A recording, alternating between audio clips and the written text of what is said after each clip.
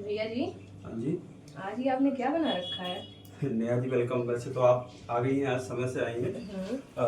आज मैंने बनाया है मटर की चाट। मटर की चाट है। ये हम लोग बचपन में खाते थे। अच्छा। हमारे टाइम का है, ये 90s के ज़माने का है। 90s के जमाने का? और सबसे बड़ी बात क्या है कि ये विलुप्त होता जा रहा है मार्केट से, जब से ये हमारे फास्ट फूड और ये चाइनीज फूड मार्केट में आए हैं। मैदे से बनी हुई चीज़ें, जो कि चाउमीन है, पास्ता है, बर्गर है, हाँ। ये सब आने के बाद में अब ये ट्रेडिशनल फूड गायब होता जा रहा है मार्केट से। और ये बहुत ही हेल्दी होता है। ये विदाउट ऑयल होता है।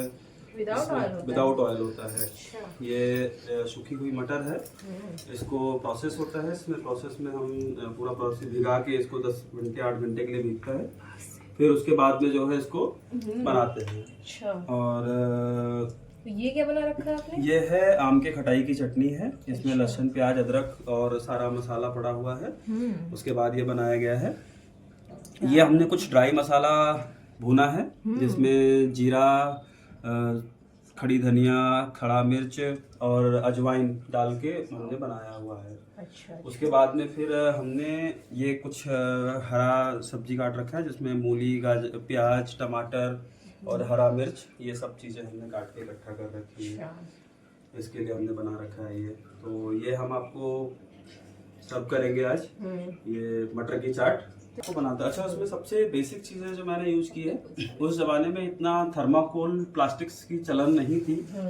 तो उसके लिए क्या करते थे लोग, पेड़ से, हमारे बरगद के पेड़ से बरगद का पत्ता तोड़ते थे, जो मेन ट्रेडिशन हुआ करता था। अच्छा।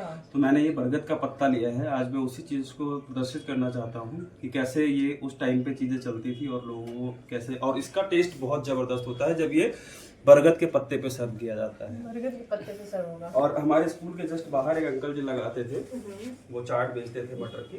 तो वो बिल्कुल पत्ते पे ही देते थे। हाँ, और वो ऐसे पत्ता लेके थे, और मतलब एक बार धुला हुआ पत्ता होता था तो उसको अपने ही पैर पे ऐसे ऐसे रगड़ के पोंछ लेते थे जब साथ चाट देना होता था यहीं पे। तो वो इतना पार्ट उनका जो है वो हमेशा हल्का गीला रहता था पानी से। उसको लेते थे, फिर उसके बाद में सबसे पहले उसका ये पीछे का काट देते थे।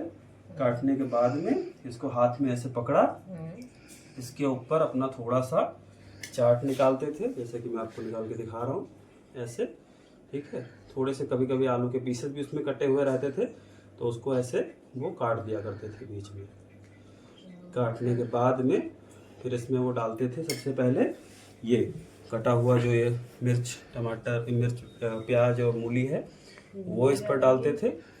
वो डालने के बाद में ऐसे इसको, फिर इसके बाद में इसमें सूखा मसाला और ऐसे करके डालते थे वो, जो कि बहुत ही गजब का टेस्ट लाता है। इसमें आपको महक भी आ रही होगी, खुशबू बहुत अच्छी आ रही होगी, आप जानते होंगे, चटपटा टेस्ट आ जाता है। हाँ। उसके बाद में फिर इस पे ये हल्का सा नमक, बारीक सा कटे हुए टमाटर थोड़े से, क्या बात है, ये बिल्कुल इस तरीके से। और उसके बाद में इसमें थोड़ी सी चटनी है वाली, ये चटनी ऐसे डालते थे।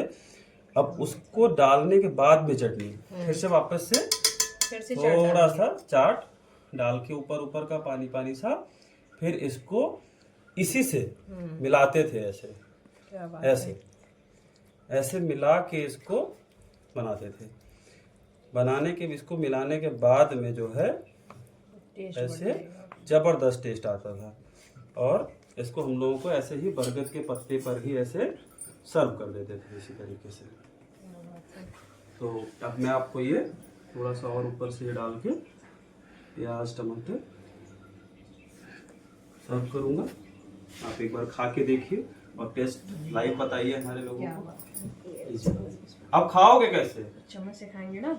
नहीं, इस चम्मच को आप फेंक दीजिए। चम्मच को फेंक देना? हाँ, चम्मच को फेंक दीजिए। मैं आपको खाने का तरीका भी बताता हूँ कैसे खाया जाता है इसको। तो वो खाने के लिए अंकल जी क्या करते थे, ऐसे लिया बरगद का पत्ता। अच्छा। और इसी की चम्मच बनाते थे।